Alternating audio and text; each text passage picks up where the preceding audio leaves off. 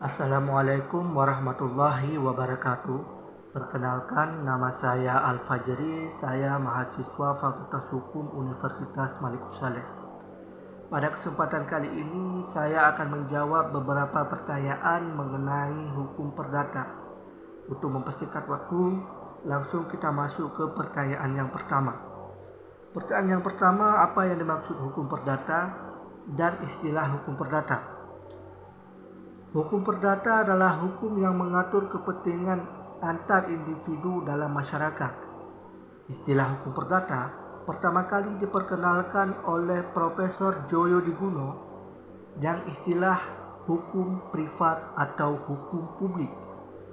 Hukum perdata terbagi menjadi dua, hukum perdata formil dan hukum perdata material.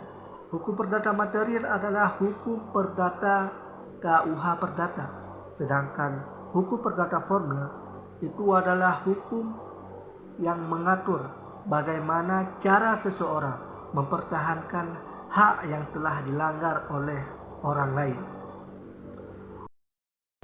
Pertanyaan yang kedua, apa itu objek hukum dan subjek hukum?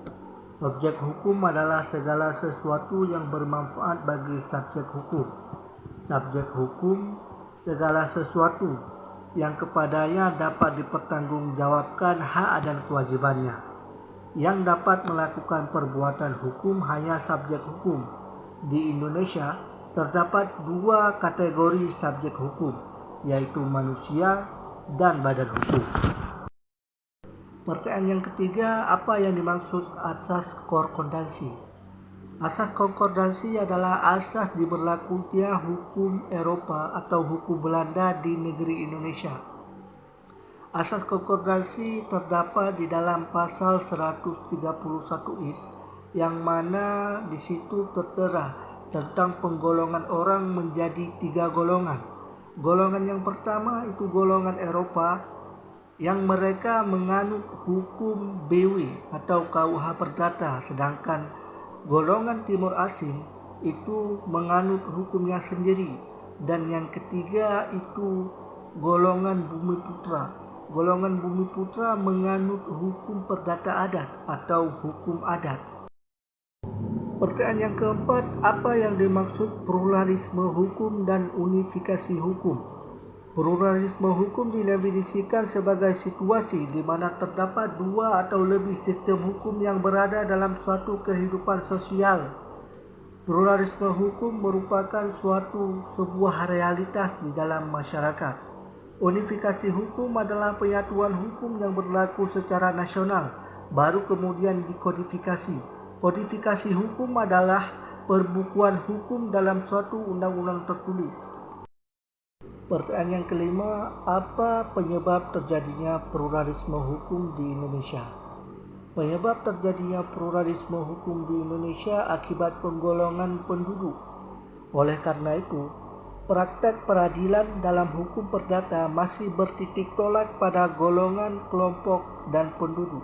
Sebagai contoh, mengadili sengketa perdata bagi golongan Eropa, Timur Asing, dan Bumi Putra yang non-Muslim masih menjadi yurisdiksi peradilan umum, sedangkan mereka yang beragama Islam menjadi kewenangan yurisdiksi peradilan agama.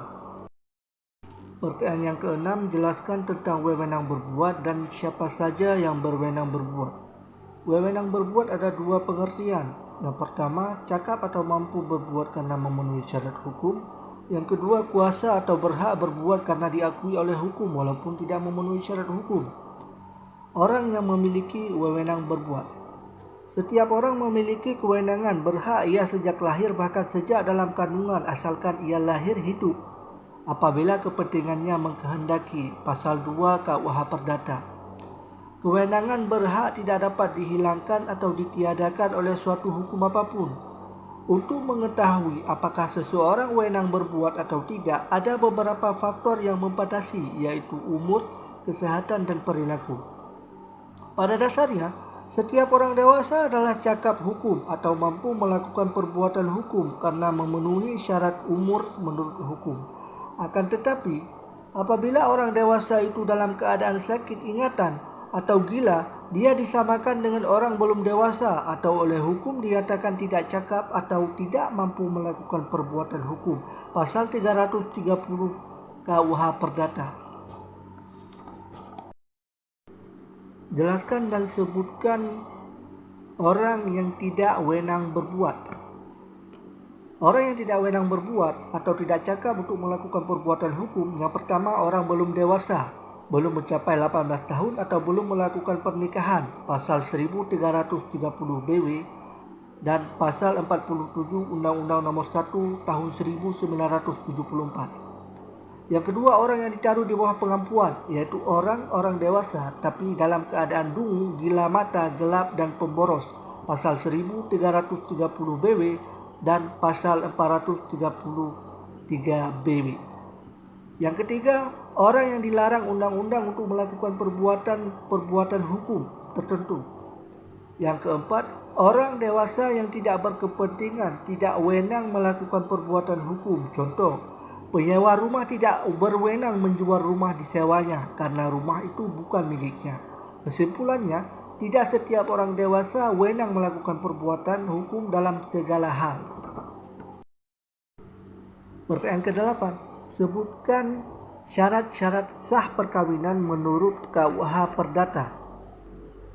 Syarat sah perkawinan dalam KUH Perdata ada 4. Yang pertama, kedua belah pihak telah berumur sesuai yang ditetapkan undang-undang, yaitu seorang laki-laki 18 tahun dan 15 tahun untuk perempuan.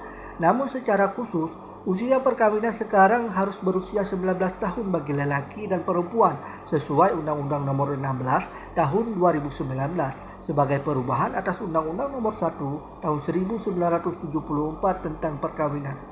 Yang kedua, harus ada persetujuan kedua belah pihak untuk melakukan perkawinan. Yang ketiga, bila seseorang perempuan sebelumnya sudah pernah kawin, maka harus lewat 300 hari sesudah putusnya perkawinan. Yang keempat, bagi pihak yang di bawah umur harus memiliki izin dari orang tua atau walinya. Pertanyaan yang ke-9, apa yang dimaksud dengan pemisahan harta kekayaan? Pemisahan harta kekayaan dalam perkawinan dan badan hukum atau PT. Menurut Undang-Undang Hukum Perdata maupun Undang-Undang Perkawinan, pemisahan harta merupakan suatu perjanjian mengenai harta benda suami istri agar tidak terjadi sengketa di suatu hari. Untuk PT, pendirian dilakukan oleh 2 atau lebih pemegang saham dan pengurusannya dilakukan oleh direksi, dan terdapat pemisahan harta pribadi dan PT agar tidak terjadi sengketa di suatu hari. Pemisahan harta ini bertujuan untuk menghindari hal-hal yang tidak diinginkan di kemudian hari. Pertanyaan yang ke-10, apa yang dimaksud dengan perwalian?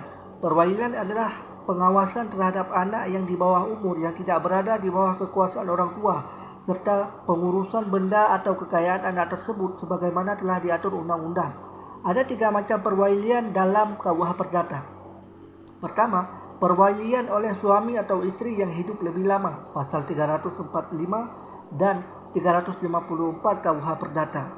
Yang kedua, perwalian yang ditunjuk oleh bapa atau ibu dengan surat wasiat atau harta sendiri, pasal 355 ayat 1 KUH Perdata. Yang ketiga, perwalian yang diangkat oleh hakim, pasal 359 KUH Perdata. Pertanyaan yang ke-11, apa yang dimaksud dengan kuratil dan sebutkan siapa saja yang berada di bawah kuratil. Kuratil atau pengampuan adalah keadaan orang yang telah dewasa yang disebabkan sifat-sifat pribadinya dianggap tidak cakap mengurus kepentingannya sendiri atau kepentingan orang lain yang menjadi tanggungannya, sehingga pengurusan itu harus diserahkan kepada seseorang yang akan bertindak sebagai wakil menurut undang-undang dari yang tidak cakap tersebut. Orang-orang yang ditempatkan di bawah kuratil ada 3. Yang pertama orang dungu, yang kedua orang sakit ingatan, yang ketiga orang boros. Selesai sudah saya menjawab beberapa pertanyaan mengenai hukum perdata. Jika teman-teman ada pertanyaan lain boleh tulis saja di kolom komentar.